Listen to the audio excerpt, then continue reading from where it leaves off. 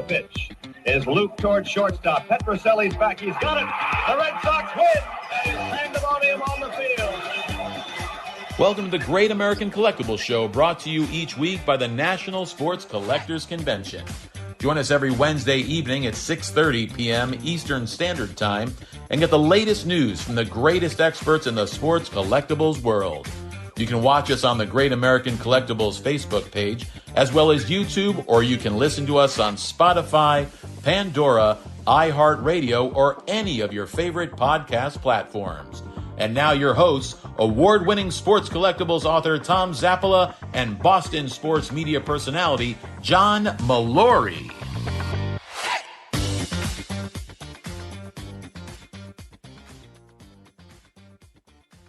Oh, that's right. He has to unmute you. Are we unmuted, John? We're good. Go ahead. Yeah, there we go. Just talk. Damn, bro. How are you? Yeah, what are you guys waiting for me to say some shit? No. I don't know what the hell Hey, my show. Lou had to unmute everybody. Jesus. And Mallory's, he's always the toughest to unmute. Hey, welcome to the Great American Collectibles Show. Tom Zapp, my partner, not Red Sox Hall of Fame. You're not Rico.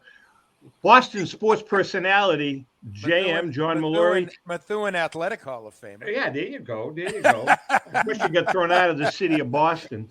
Hey, we got a good show. Our good friend, Joe Orlando, Executive Vice President of Heritage Auctions. Past president, how's that have? That works. Like George Bush. Past president of Leland's, currently just a phenomenal collector, a tremendous collector. As a matter of fact, I don't know if you know this, the Godfather is on with us, Charles White. I don't know if you know this, but Hef has the most extensive wrestling collection pretty much in the country, I would say, Mike, right? It's got to be. I would hope it is, with the amount of money that I spent on it. So, I think it's one of the better ones, and I would say it. The only one that might be better might be the WWE's. So Hef, it might not be the most extensive, but it's the most expensive. It's definitely the most expensive. Yeah. That's my wife. It might be the most extensive. Yeah. And our special guest, a.k.a. the Godfather, Charles White, a.k.a. Wait. Papa Shango. Stop. What else? Stop. Go. First of all, I am not Charles White. I am Charles Wright. W-R-I-G-H-T. Stop calling me White. I know I'm a little light-skinned for a black guy, but I ain't white. I'm right. Charles, you better off just calling me Godfather. Call me Godfather so you don't mess up no more. If only we were live in studio together, so you could give Zapp a forearm smash right now. Oh, Jesus. He just keeps doing it, too. And Papa Shango also. How's that? Right? I'm not even going to address that. Legendary, though. Legendary. Shango. Papa Shango. God. Well, you're starting off good with me. I'll tell you what. How about this? How about WWF Intercontinental Champion, WWF Tag Team Champion, and Bull Buchanan. WWF Hall of Famer. How's that? All of those, man. Isn't that great? Isn't that cool? Outstanding, brother. Outstanding. That is really cool. That is really cool. All right, listen, so we're going to be all over the place today. Obviously, this is our wrestling show. Out of the gate, before we get on the air, I asked you the question: injuries in the WWF. How prevalent? How often? How did you survive? To be honest, it's prevalent. They're all over. You're wrestling hurt all the time. I don't think you're ever wrestling at any point where something's not hurting. Where I really feel it is now that I've gotten older. I'm 64 years old now, and up until maybe 10 years ago, I'm like, I don't feel it. But, man, I've had a hip replaced, a knee replaced. I got to get another knee replaced. I literally this morning have to stretch for 30, 40 minutes just to feel okay. So they're prevalent, yeah, and they carry on. So I'm doing the best that I can right now to take care of myself. I've dropped probably I went from 320, now I'm 245, 250. I eat different, so I'm trying to fool them as long as I can. Good for you, Jam.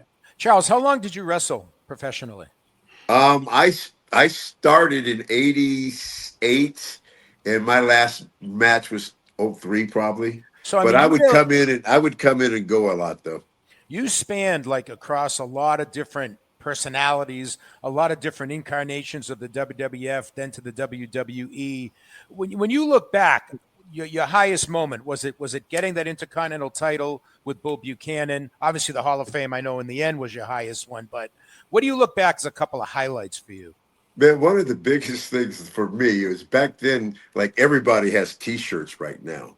But back then, 90s, early 90s, not everybody had T-shirts, and they Yeah, weren't yeah. selling. They weren't selling on the internet, and they weren't selling. They were only selling in the buildings. And so what I always tell people my biggest accomplishment was my very first shirt, and it was a Pimpin' Ain't Easy shirt, and it sold so well. That was my very first shirt ever with them. It sold so well that there was only so many spots at the buildings, and Stone had one, and everybody, all the top guys had one. And to get in there, you had to have a shirt to compete. And once I got in there with that Pimpin' Ain't Easy shirt, I stayed in there until finally the RTC, and then that pulled me out of it. So that That's was one of awesome. my greatest accomplishments. Hey, Joe, you have any Pimpin' Ain't Easy shirts coming up in the next Heritage auction? Not that my wife knows about. Hard to find. In the way. They sold one in charity for like $1,500, and then I had a Nation shirt with the fist that they sold in charity for about the same. And they're hard to find. Very cool. Very hard to find. Charles, how influential or your relationship with the Undertaker? I mean, goes back. Was he a help to you when you got into the WWF? I mean, come on now. He's my best friend. Oh yes. So I'm sure it was a lot of help for me to get in there. But once you got in there, you had to stay in there, and But yeah, a lot of influence. But still, I just talked to him a couple of days ago. One of my best friends. Awesome. Hey, Hef, obviously you're an aficionado of wrestling, not only with your collection, but I know you know the sport. You follow the sport. I'm a couple years older than you, but we're pretty much in the same era. I like when I knew Charles was coming on the show, the first thing I thought of was Papa Shango. And everybody knows, the Hulk Hogan's, the Ric Flairs, those guys. But to me, it's like Papa Shango was like one of my favorite all-time wrestlers, and I know you probably feel the same way. There's just so many great characters to go along with the athleticism. Right. People don't know what happened to Papa Shango was not Vince. What happened to Papa Shango was Bear, Charles Wright, not Charles White, Charles Wright. All right already. I was going through a real ugly divorce. Yeah. And I had changed from a normal person back to this guy called the Bear, who was more of a mean biker type of dude. Yeah. And I was literally getting in fights every night because of what was going on with this divorce. Oh. And me, Vince, and Undertaker literally had a long talk, and we decided the best thing for me was to go home and get my mind right. Because what people don't understand is I always was owner of a strip club. So I always had a means of making money. Money wasn't the issue. And so for me, wrestling was fun. But anyway, so they kind of phased him out like that. But that's what happened to Pop. I was getting in a lot of real fights and a lot of bad stuff. I was in a bad place. And that voodoo stuff doesn't work outside the ring. Man. That's the problem. Voodoo, I think the bear is stronger than the voodoo. The bear, right? Charles, what was the one big signature event of your career, if you had to pick one? Wow. I mean, in wrestling would have to be the Hall of Fame, man. I mean, I never thought that I'd be in. I always thought if I get in there, they're gonna have to create a special category. But you look back, man, and I've been on. I was gonna ask John Cone about this in the WWE, but I've been on a Legends contract since 2003. I've been on it consistently since 2003, and I bet you there's very few people, if any, that have been on it that long or Charles, that haven't dropped off. What is that for people that don't know? The Legends it's basically a merchandise contract. Appearances and things like that? No. Appearances are separate. Okay. Appearances are completely separate. their contract, you're not obligated to do anything for them. They have the right to put you in their video games. They came out with 2 brand new action figures of me this year alone, a Papa Shango Warrior set and a Godfather. Nice. The appearances are, I mean, completely separate. I just signed 2,000 cards for Topps Panini at WrestleMania. I mean, that's a whole separate thing that they pay you for too. Yeah. So Yeah. I mean, it's just it works out for some. If they use you, and if they have stuff of your merchandise of yours that's still selling, it's a good deal. If they're not doing nothing with you, then it's not a good deal. They've never tried to stop me from doing anything. Plus, I do own I have the rights to Papa Shango and Godfather, but Oh, neat. they're That's cool with me. very They've never tried to stop me ever. Have they tried to stop me? And believe me, I've done some wild things with the name. That's very cool. Did you, as a kid growing up, did you follow wrestling? Believe it or not, never watched wrestling when I was a kid. Really? I grew up in the 70s, all right? In the Bay Area in California, roller derby was way bigger than wrestling. And that's what we grew up watching. I mean, we went to wrestling every now and then, but it was the Cow Palace, the San Jose Civic Auditorium. Palace, I mean, roller derby was big in the 70s, real big. And that's that's when I was growing up. Yeah. Unbelievable. Hef, We had- what's the as a fan, as a collector, what's the lasting, almost eternal allure of professional wrestling as someone who's really kind of immersed himself in the sport? I'm That was sorry. for you, what Hef. was it, John? That was for you, Mike. For you, Mike. What Yeah. was the question, John? What do you think is the lasting allure of pro wrestling for fans? I just think What keeps bringing new generations to the television set? I just think it's the entertainment value and the sports value. It combines the two things.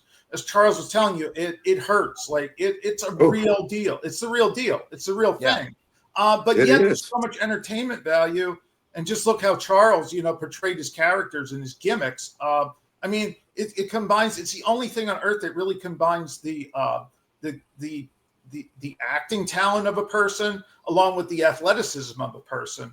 I mean, if I could go back in time, I would be a professional wrestler. But I'm 5'8", 160 pounds, and I have no agility. So now, I'd have to come back as in Charles' body, basically, to become a professional wrestler. But that's always been my dream, So I still follow it, but I still like everything about it, and I so highly, value the talent of these people. It's you don't know it until you really analyze it. You don't know. Oh, and I'm telling you, I'm in better shape than most, and it takes a toll, man. Your body.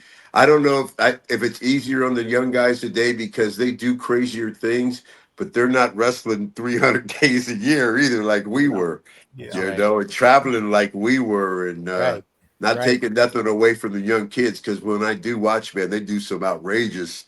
I'm like, whoa! I sometimes I do autograph signings, right, or at wrestling shows, and I might stay for the show, and I watch these kids go over their spots, and I'm sitting there going, "How do you guys remember all this stuff, man?"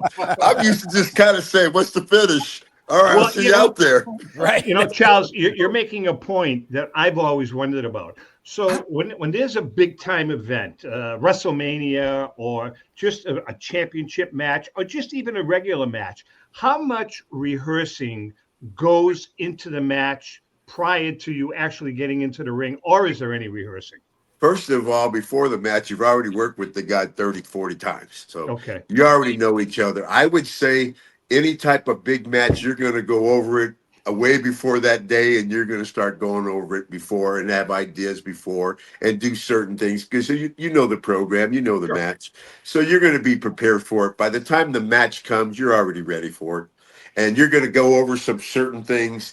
But, I mean, you're going to go over it a much more – I mean, you can't just say meet you on the ring on that. But wrestling 300 days in house shows, it would be more like – what's the finish? All right, I'll see you out there. So there's a lot of ad-libbing. There's got to be a lot of ad. Right? It was during my era. I don't know about now because, like I said, they do so many spots. I mean, I couldn't do it. Yeah. Awesome.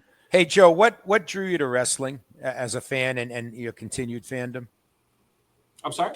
What drew you to wrestling as a fan? Because I know you grew up with it as well. I did. Yeah. I was going to say, and I don't mean this as a sort of a controversial question or an issue, but even though today, you have social media and the internet and all this stuff, I felt like growing up, because I grew up kind of in 80s, 90s, and I felt like then, and it may just be the way I'm looking at it, I felt like as a casual fan that it was more mainstream, even without social media, without the internet. I felt like all of my friends watched wrestling to a degree. Some were hardcore, some were casual. Yeah. I don't feel like it's as mainstream as it used to be, because I have young children and I have nieces and nephews, and I don't feel like it's as mainstream. But I was wondering what you guys thought about that, kind of the difference in kind of 80s, 90s versus today. Hef, you can answer that question. Well, I think that the 80s, 90s, I mean, you were allowed to do, Charles, again, a perfect example. I mean, it's much more censored now than it was in the 80s and 90s. Oh, I mean, yes, you couldn't get away with the stuff that Charles did now. Oh, my God. Yeah, it's in and out of the ring. They wouldn't even allow the stuff Charles did on the streaming version, you know? Like, could you imagine? No, that was a great period. Like Joe said, the 80s, 90s, like it was, especially the Attitude Era in the 90s was incredible, because you could just do so much stuff, and now you're so much more limited. But that was a special time. But we're going to look back in 20 years and say this, this was a special time too, because that's the thing with wrestling; it's always evolving. I mean, you go from it is. 60s, and 70s, Joe, 80s, I think that's a great. I think that's a great point you made, Joe, because I think growing up, and I was a little before, I'll be 60 in September. And so I started sort of in the mid 70s, late 70s, then into the 80s and 90s. But it was appointment viewing. And it used to be just on the weekend. Saturday, Sunday was like you watch the WWF, then you might even get WCW, down south, whatever. And then in Florida, Gordon Soley and all those guys, it was like, it was appointment viewing. It was much more intimate. You know what I mean? And then obviously with expansion, it got great. I'm not putting it down. I mean, I'm wearing my Hulkamania shirt right now. You know what I mean? I love when it exploded in the mid and late 80s. But I agree, Joe. I think it was different then. It was more mainstream and it was more focused on it. There's so many other things now, especially for kids. And Charles, I'm sure you're glad that you did it when you did, because there weren't phones following you around wherever you went, right? There was none of this. But hey, I was lucky enough to be part of the crowd that Vince used to go out with us. Oh, geez. Oh yeah, me, Taker, and Vince used to go out a lot together, man. Well, Charles, this has been a real pleasure. Thanks, seriously, man. Thanks for joining us. I know you got a really busy schedule. Charles, WRIGHT. How's that, brother, right? Listen, forever in my heart, Papa Shango, my man. I love it. Oh, nothing but love, guys. Thanks for having me on here. Chat with you guys for a while. Thanks, Godfather. Wishing you the best down the road. Take care. Thanks, man. Take care. Sounds right. All right, listen, we're going to take a break. When we come back, we're going to be wrestle. We got all kinds of stuff. You guys talk about Hulk Hogan. You guys talk about Bret Hart. You don't talk about guys like Killer Kowalski or Gorgeous George or Lou Thez. Those are the wrestlers, guys. Those are the wrestlers. And then they invented electricity. All right, we're going to take a quick break. Hang in there. Mike's in the house. Joe's in the house. Mallory's in the house. And Louie is behind the scenes. We'll be right back.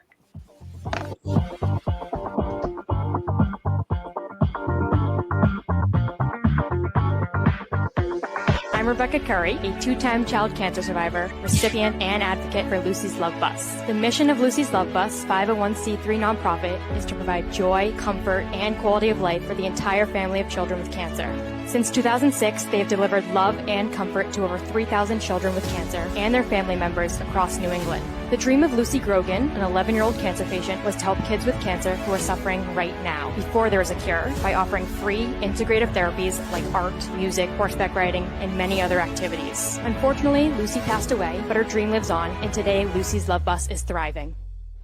I'm Red Sox Hall of Famer Rico Petrocelli. I hope that you'll consider supporting Lucy's Love Bus and all of those children who have been stricken by cancer. The Great American Collectibles Show is partnering with Lucy's Love Bus to help these kids. Let's continue Lucy's dream. Please go to lucy'slovebus.org for more information. Since 1996, Brian Drent and the staff at Denver's Mile High Card Company have led the charge in the collectibles hobby. Mile High is a full-service dealer specializing in buying and selling cards and offers a competitive consignment program for all collectors. Whether it be their computerized want list service, appraisals, or auction services, Mile High has it all. If you've been searching for a company with a selection of high-grade vintage 1888 to 1970 baseball cards and memorabilia that shares your passion, aim high, Mile High. Go to milehighcardco.com or call 303-840-2784 for more information. This is Brian Drent, president of Mile High Card Company. Is your sports card and memorabilia collection properly insured? For easily replaced personal property, homeowners insurance is all most people need. But for prized possessions that you may have spent a lifetime collecting, it doesn't go nearly far enough. Collectibles Insurance Services has been insuring for over 50 years. They offer a full range of protection and a $0 deductible at an affordable rate with no appraisals required. I know because they insure my collection. If you have a minute, go to collectinsure.com and learn more about insuring your personal card or memorabilia collection.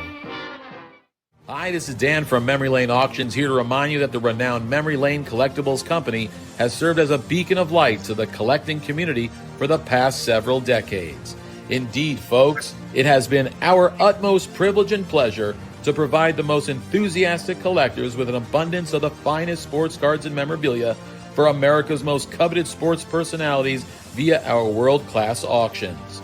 Whether you choose either a private sale transaction or the auction route, Memory Lane cordially invites you to reach out to us to maximize the value of your prized possessions.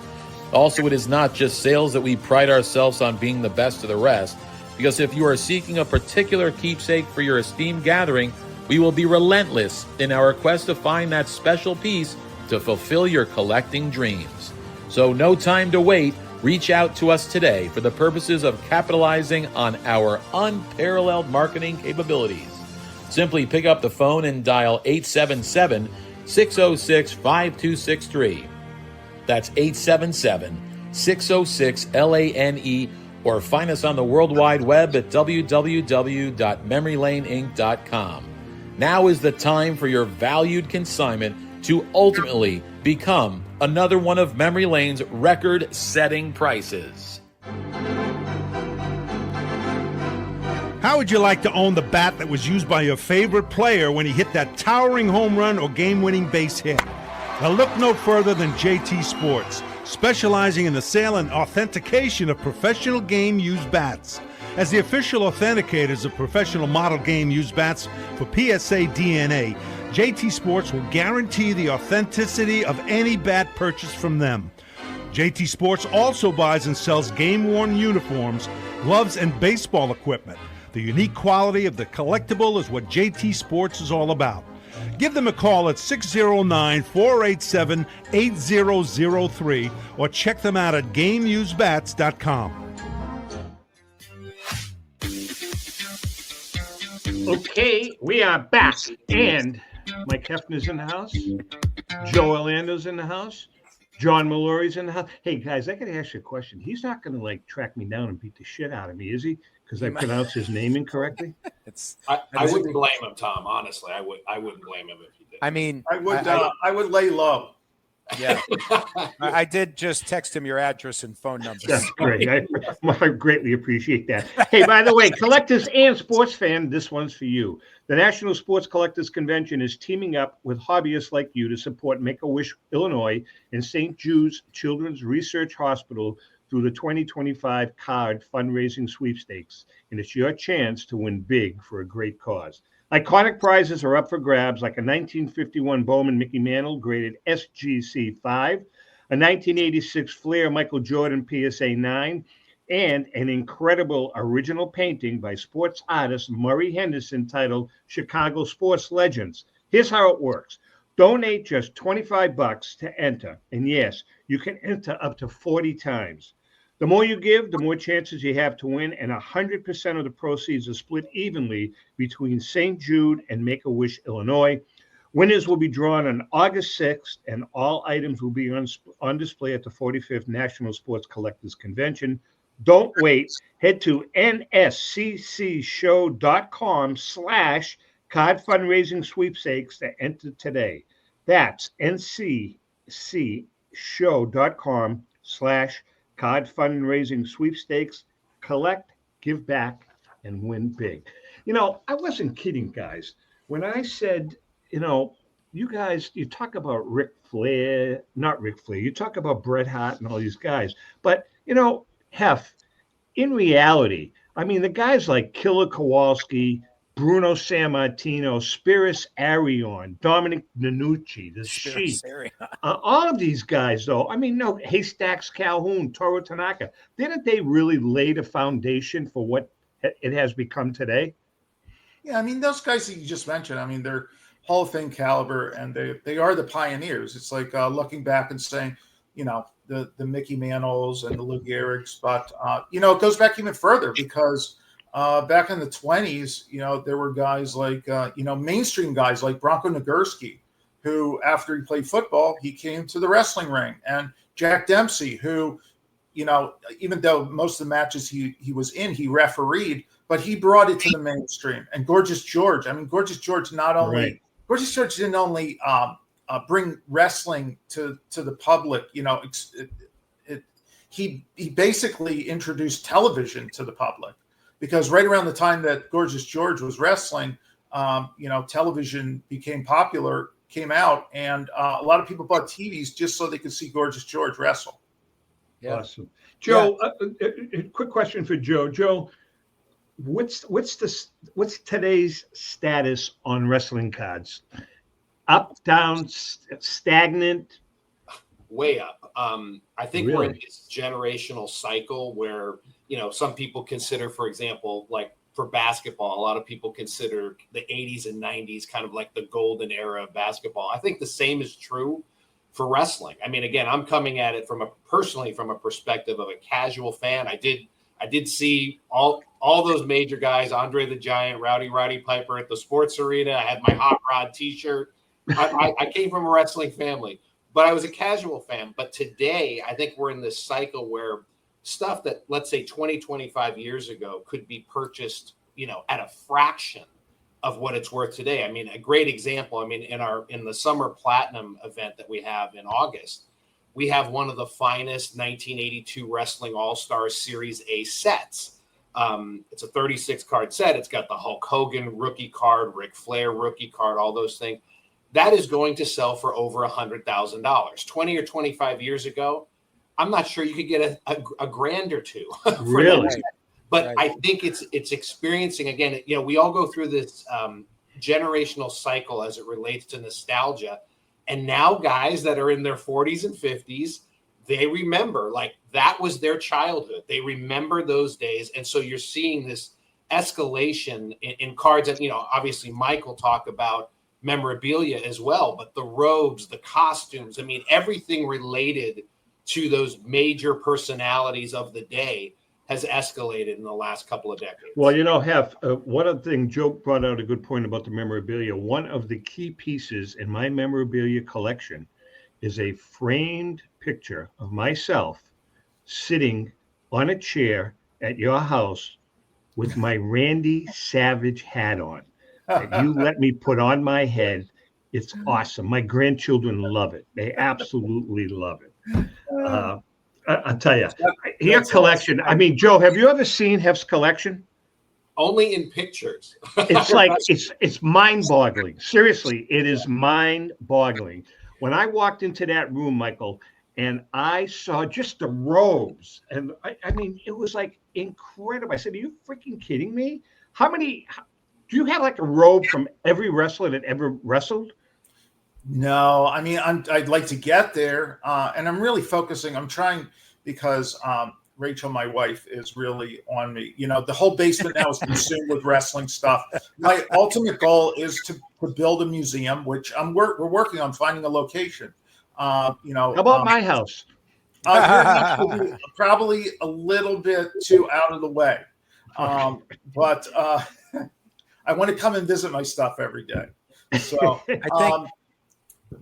that's the ultimate goal. But I mean, I have a lot of robes, but not all wrestlers wore robes. Not all of them were flashy with gimmicks. So take, for instance, Hulk Hogan.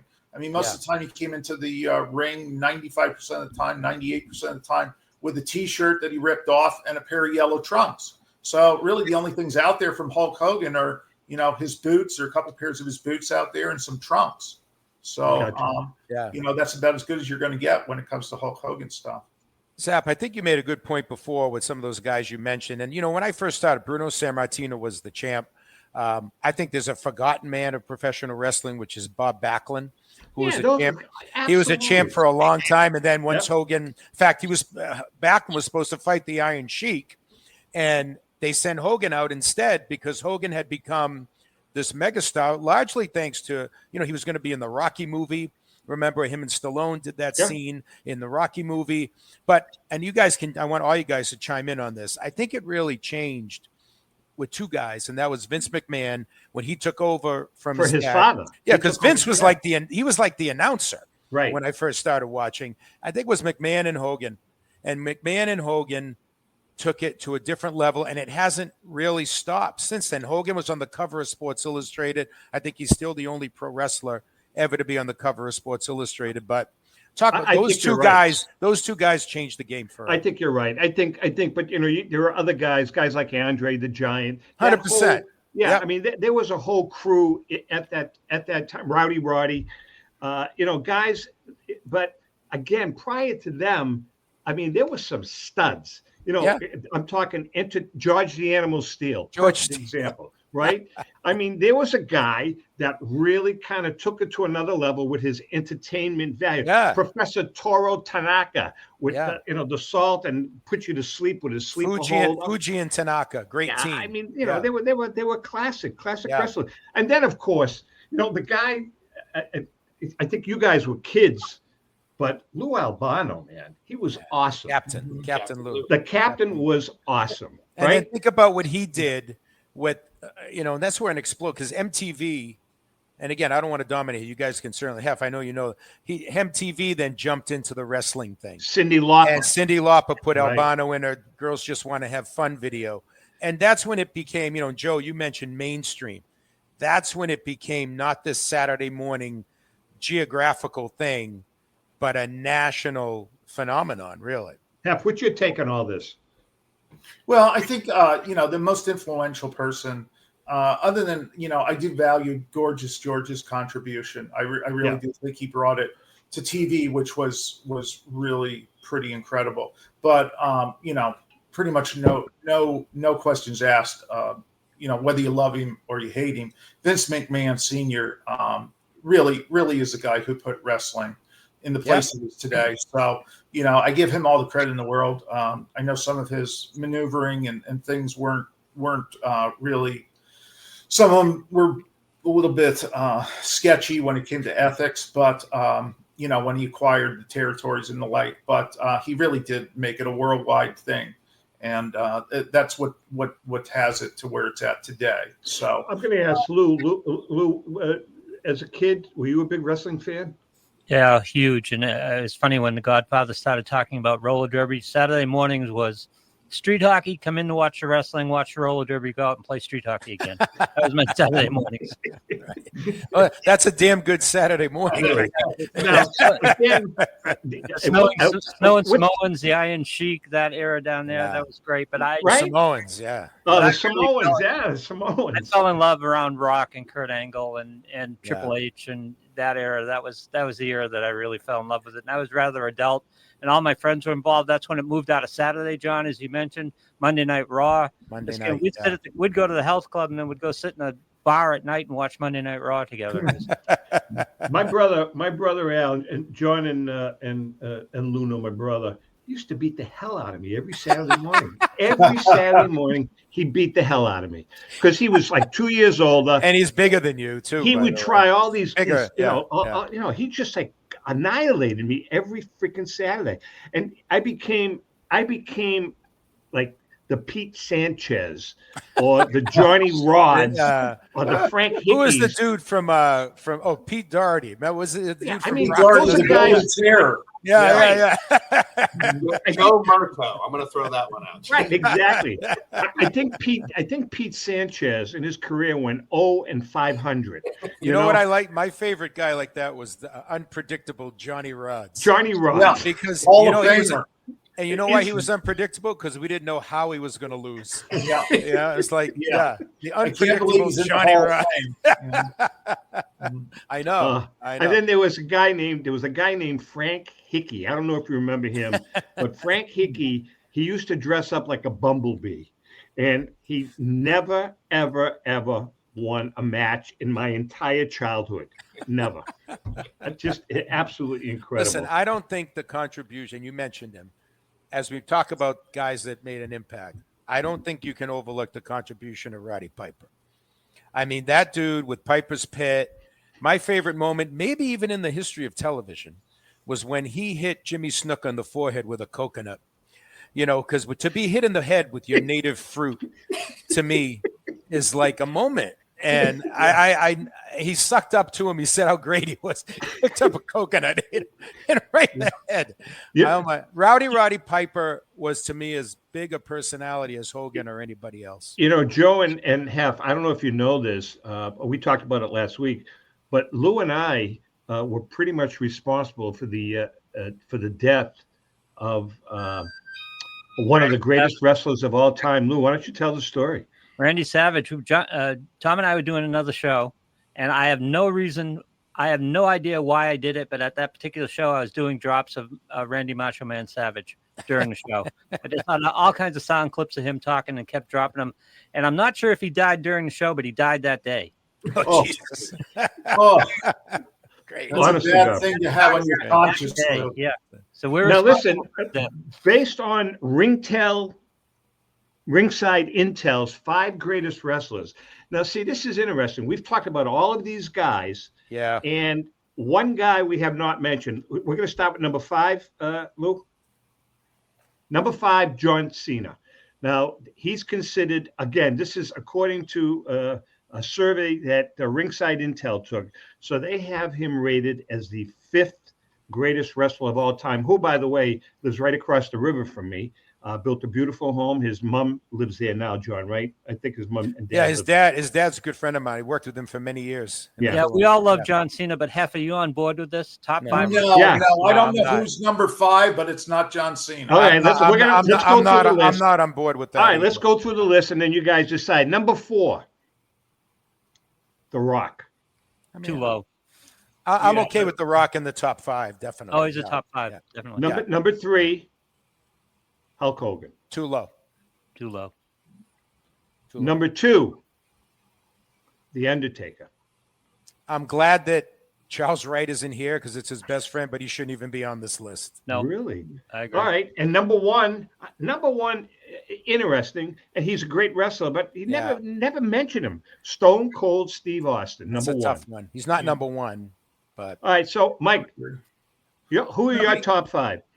Yeah, there's nobody from the Pioneer, era on there. I would say, in no specific order, I would agree with Hogan.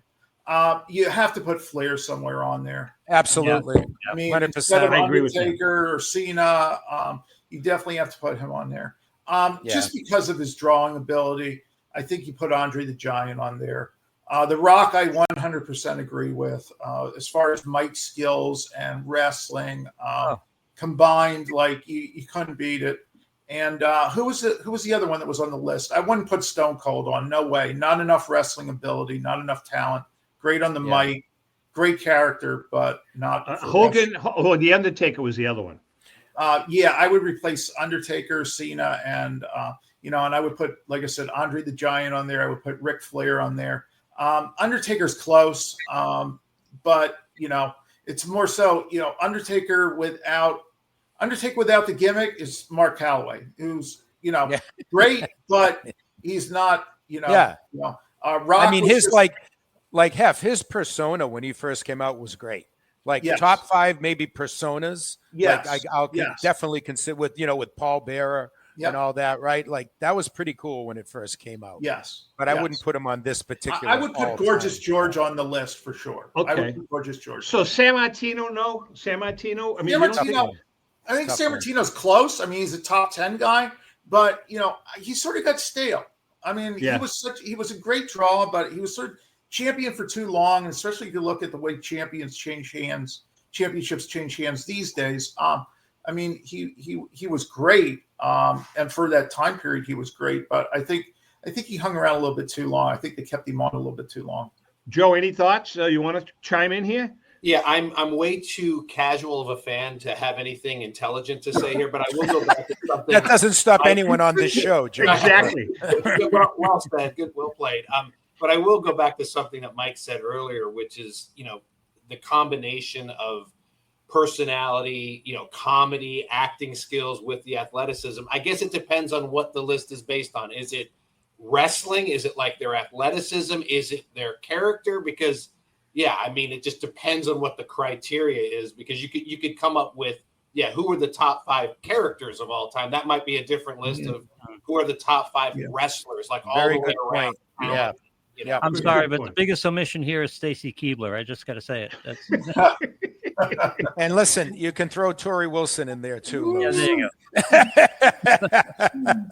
go. What about the fabulous Moolah? She was like undefeated for 50 years. Yeah, Moolah was 80. Moolah was pretty. If you read up on Moolah, I think she gets a bad rap. I really do. That came out about her abusing the girls and the like, and but she started the careers of so many of these girls, trained at her facility, and she ran a camp, and it was a hardcore camp. I mean, she made these girls work, and there were certain, like I was just reading about Wendy Richter, or not Wendy Richter, Sherry Martell went to Moolah's, and she couldn't do it because Moolah was so strict that she wouldn't let the girls go out to bars and carouse and stuff at night. She would make them get to bed at a certain time, and she literally trained them for months to become professional wrestlers. Now, she made a lot of money then farming them out to various territories and the like, but she did train them and make good livings for them. So, she was very high up on influence. Before we take a break, and by the way, when we come back, we are going to announce again the Sweet 16 NBA greatest teams. We're going to start the AIC tournament in a couple of weeks. But JM, why don't you tell us about our friends at Wheatland Auctions? I will do that, Zap. Wheatland Auctions is at it again. The great thing about Wheatland is that there's literally something for everyone. Right now, their June auction is open for bidding, and it's going to be a blockbuster. The auction ends Sunday, June 22nd, 7 p.m. Eastern Time. All lots start at just $5 with no reserve. So go to www.wheatlandauctionservices.com. Highlights include T206's tobacco cards, many T206 Hall of Famers such as Ty Cobb, SGC 4.5, Bat Off Shoulder, Old Mill Back, SGC 3, Bat On Shoulder, SGC 5, Christy Mathewson, Walter Johnson, Tris Speaker, Cy Young, and so much more. Some of the featured current extra sports card signatures include Tom Brady, Kobe Bryant, Jayden Daniels, Mario Lemieux, Reggie White, and more. Signed baseballs include Mickey Mantle, Shohei Ohtani, Nolan Ryan, Tony Gwynn, and more. Graded rookie cards include Tom Seaver, SGC 7.5, Clemente, Yogi Berra, Nolan Ryan, Terry Bradshaw, Carew, Johnny Bench, and signed Mario Lemieux, and many more. Tons of non-sports sets as well, from the early 1900s through the 1960s. The auction will be into close on June 22nd, 2025 at 7 p.m. That's Eastern Time. The auction ends one lot at a time, so don't miss out. Go to wheatlandauctionservices.com and bring some sports history home. Again, www.wheatlandauctionservices.com to register and place your bids today. All right, listen, we're going to take a break. When we come back, it's going to be the Gacs AI Sweet 16 NBA All-Tournament Sweet 16, powered by Danny Shapiro, the basketball savant. And remember, please send all of your bitches directly to Dan. We're going to take a quick break. We come back. We're going to go through the list, talk a little more wrestling. We're going to talk about Heritage's auction schedule. We got some blockbusters coming up. Hefner's in the house. Mallory's in the house. We're all in the house. Charles Wright, not White, Charles Wright was with us. Charles, I'm publicly apologizing to you. Please don't hurt me. That's You all. should probably send him a letter, Tom. I think so. No All right, doubt. we're going to take a quick break. Hang in there. We will be right back.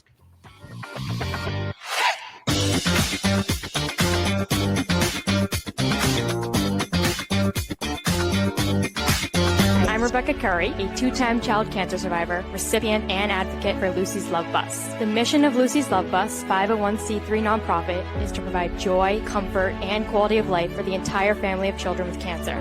Since 2006, they have delivered love and comfort to over 3,000 children with cancer and their family members across New England. The dream of Lucy Grogan, an 11-year-old cancer patient, was to help kids with cancer who are suffering right now, before there is a cure, by offering free, integrative therapies like art, music, horseback riding, and many other activities. Unfortunately, Lucy passed away, but her dream lives on, and today Lucy's Love Bus is thriving. I'm Red Sox Hall of Famer Rico Petrocelli. I hope that you'll consider supporting Lucy's Love Bus and all of those children who have been stricken by cancer. The Great American Collectibles Show is partnering with Lucy's Love Bus to help these kids. Let's continue Lucy's dream. Please go to lucyslovebus.org for more information. Pristine Auction is a family-owned and operated online auction specializing in autographed memorabilia, sports cards, coins, art, and collectibles. Since their founding in 2010, they have grown to 2 facilities in Phoenix, Arizona, totaling over 60,000 square feet. Jared Cavalier and an incredible staff of over 150 team members serve a very large customer base and enjoy every minute of it. By working with leading authentication companies, Pristine ensures all items are 100% authentic. In addition, third-party authenticators regularly travel to Pristine Auction to provide authentication services on site.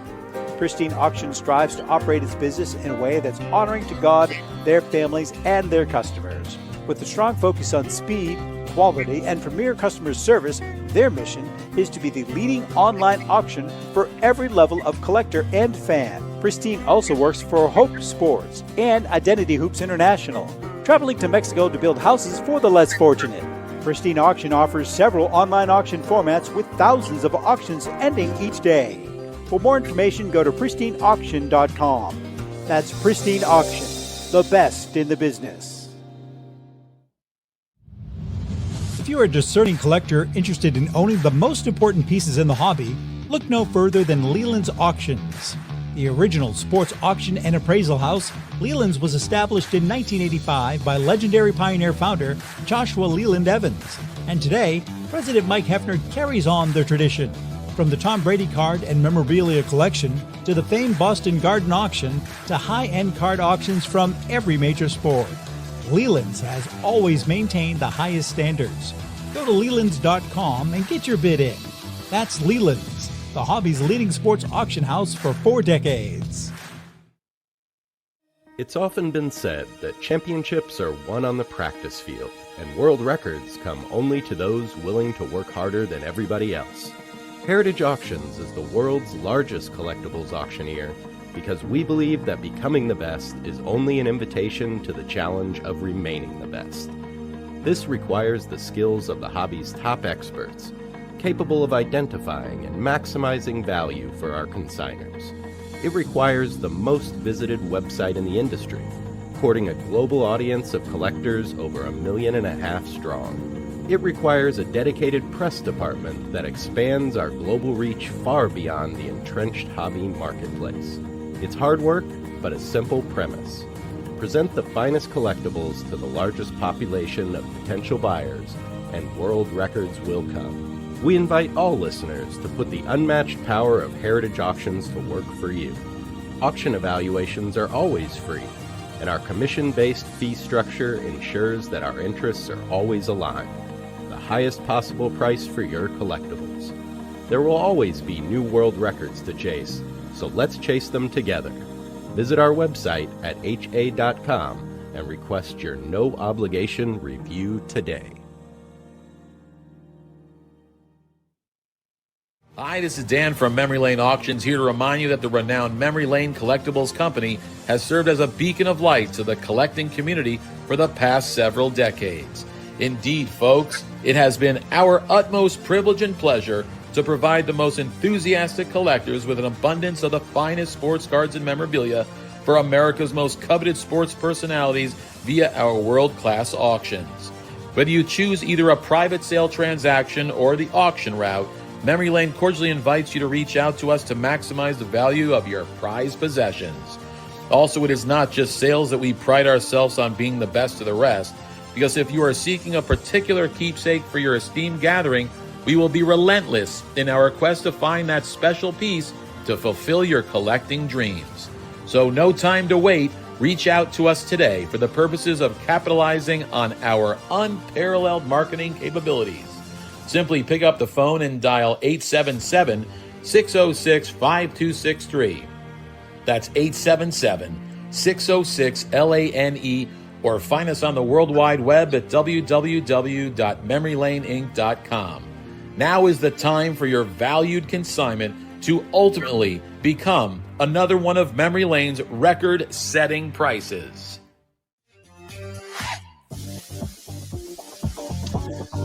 Okay, we are back, and as mentioned, next week we're going to begin the Gacs A1 Sweet 16 NBA All-Time Tournament, powered by Danny Shapiro, the basketball savant. And remember, any bitches you have, send them right to Dan. All right, so here's the Sweet 16 based on the IA information that we kind of threw into the computer and they spit back at us. Number 1, 95-96 Chicago Bulls. Number 2, 2016-17 Golden State Warriors. Number 3, the 85-86 Celtics. Number 4, the 86-87 Lakers. Number 5, the 66-67 76ers. Number 6, the 71-72 Lakers. Number 7, the 2012-13 Miami Heat. Number 8, the 91-92 Chicago Bulls. Number 9, the 96-97 Chicago Bulls. Number 10, the 2013-14 San Antonio Spurs. Number 11, the 2014-15 Golden State Warriors. Number 12, the 2000-2001 Lakers. Number 13, the 82-83 Sixers. Number 14, the 70-71 Bucks. Number 15, the 60-61 Celtics. And number 16, the 63-64 Celtics. So next week, we will have the results of the first game between the number 1 seed Chicago Bulls 1995-96 and the 1963-64 Boston Celtics. Personally, I think that could get real ugly. That could get. I could be wrong in that one. That could get ugly, right? It really could. One thing that's really interesting. We are not going to be there will not be a defined score of a game like 125 to 116. What we're going to do is based on, because I've already seen some of the results just to make sure, they're going to have who won the game, who played well, why they played well, but we're not going to have specific, Larry Bird scored 32 or Michael Jordan scored 28 or whatever, but it's going to be fun. All right, let's get back to a little wrestling talk. Joe, you know what I want to ask you, though? I read your article, and I want to ask you this, and I'm glad I remembered.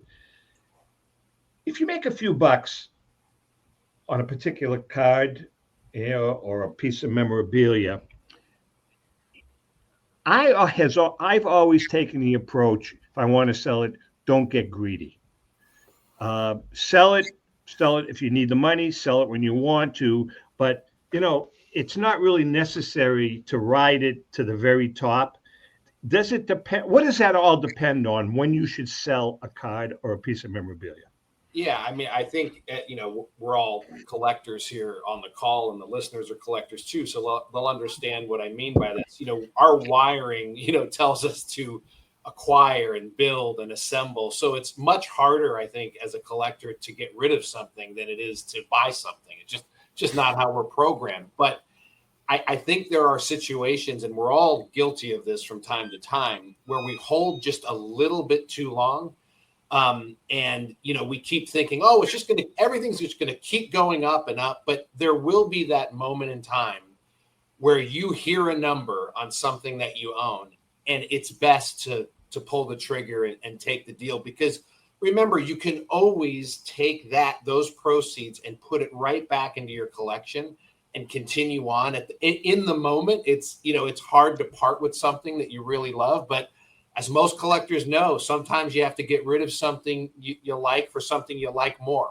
That's just the way it is. Right. Because we all have some kind of a budget, but I really think it's something that, again, we've all been guilty of at one time or another, where we dig our heels in, we hold, and then the market, it's escalating, and then a few years later it goes down, and we're wondering, why didn't we take advantage of that opportunity? And that's kind of a part of yours, and Hef, you can chime in here too, your guys' jobs, right? When a client comes to you and says, what should I do with this piece? And sometimes they don't like what you say because they just saw that Mickey Mantle went for $12 million, right? And they're like, what do you mean I should do this? And that's part of what you do, right?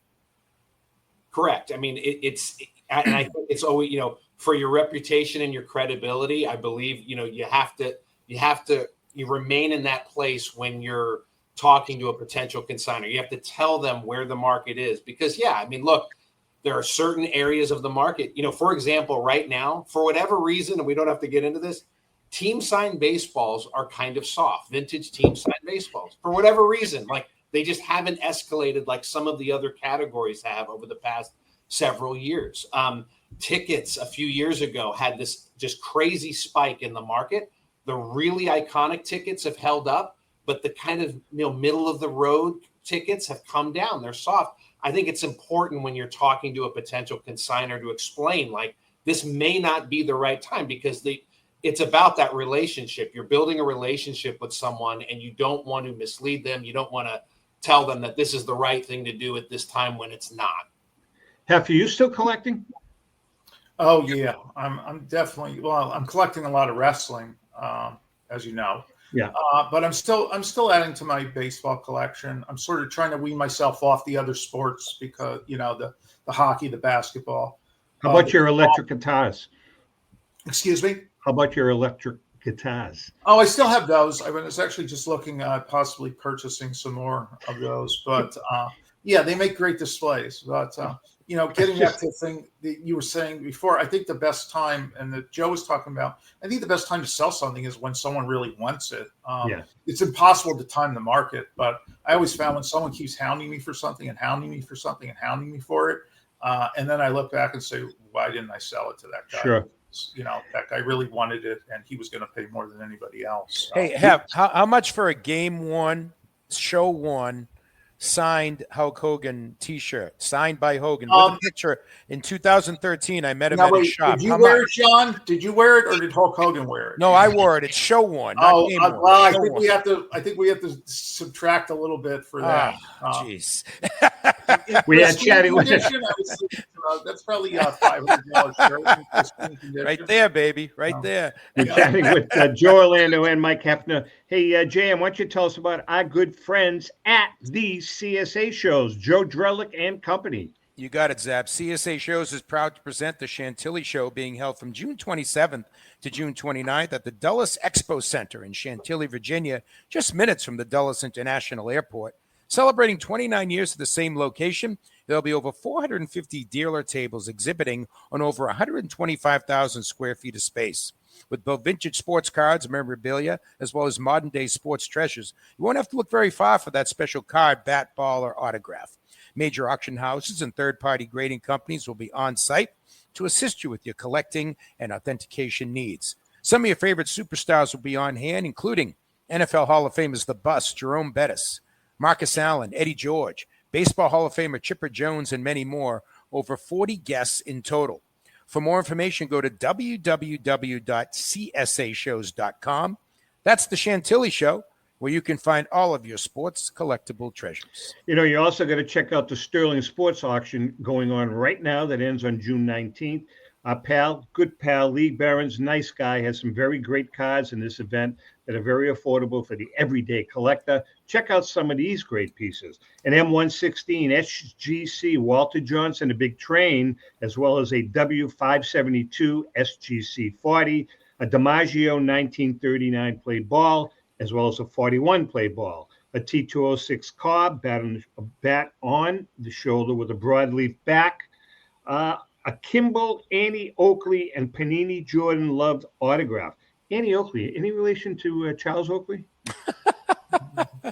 I'm not sure. Remember, there's no sales tax in one was a better shooter. Remember, there's no sales tax in Minnesota. Get your bids in by 8 p.m. in order to get the extended bidding. Go to sterlingsportsauctions.com to get your bids in. We love Lee's a great guy. You know, one guy that we never, another favorite of mine before we end this. You remember Crybaby Cannon? Anybody remember Crybaby George Cannon? Cannon, yes. Now, Wrestler and a manager. I'm sorry, he did become a manager? Yes. Mm-hmm. Because when he would start losing, he would sit on the ring floor and start crying. and the opposing wrestler would not know what to do and walk over sometimes and try to comfort him. And then, of course, when he tries to comfort him, Crybaby Cannon would like grab him by the eyeballs and start pummeling him. That's like Rico after a bad show. Great wrestler. Great wrestler. Anyway, listen, guys, I really want to take that. Thank you so much, man. We have a blast with both of you guys. Yeah, for sure. Joe, I asked Joe to come on. Obviously, Joe brings a lot. I want it before we go, Joe. Let's talk about the Heritage schedule, man. You got all kinds of stuff going on. Yeah, there's always another one. Yeah, we've got a June showcase that ends the 28th. We've got a July card auction that ends the 11th and 12th. And of course, heading into the National, we are bumping up against our consignment deadline for our massive summer platinum auction, which will be towards the end of August. And we'll be bringing that mini museum to the show and can't wait to see everyone out there. Just unbelievable. Yeah. Hef, you're going to be at the National at all? I will not be. No, we figured You're that. the first person I'm making it public to. I will not be. I'm going to spend time with the little kids. Well, listen. Hold on. Bring the kids. Ellen will babysit them, and you can walk around the floor. Next year, we're going to bring the kids. But Nora's only 3 months old, so it's it would be tough. And we sat down. We decided next year is going to be the year. Yeah, we got to see you again, Mike. We got to see you again. You see me all right, guys. We're just about out of time.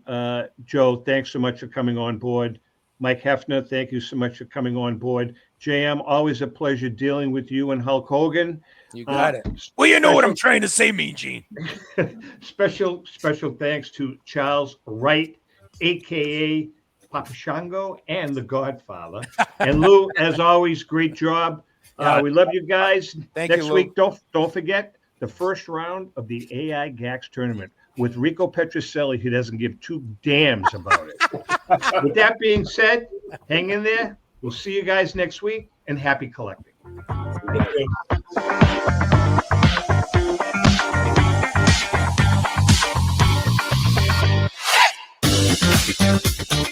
Thank you.